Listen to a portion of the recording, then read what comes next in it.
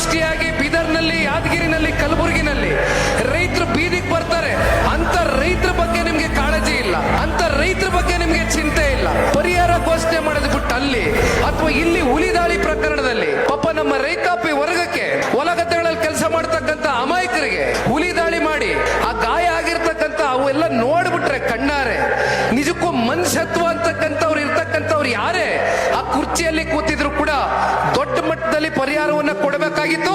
ಮತ್ತೆ ಮುಂದೊಂದು ದಿನ ಇಂಥ ಘಟನೆಗಳಾಗದೇ ಇರತಕ್ಕಂಥ ನಿಟ್ಟಿನಲ್ಲಿ ಮಾನ್ಯ ಮುಖ್ಯಮಂತ್ರಿಗಳು ಹೆಜ್ಜೆ ಇಡಬೇಕಾಗಿತ್ತು. ಆದ್ರೆ ವಿಪರ್ಯಾಸ, ಕೇರಳದಲ್ಲಾದಂತ ಭೂಕುಸಿತಕ್ಕೆ 10 ಕೋಟಿ ರೂಪಾಯಿ ಘೋಷಣೆ ಮಾಡಿದ್ದಾರೆ ಮಾನ್ಯ ಮುಖ್ಯಮಂತ್ರಿಗಳು. ಎಷ್ಟು? 10 ಕೋಟಿ ರೂಪಾಯಿ. ಅದೇ ನಮ್ಮ ರಾಜ್ಯಕ್ಕೆ ಒಂದು ಪಿಡುಗಾಸಿಲ್ಲ.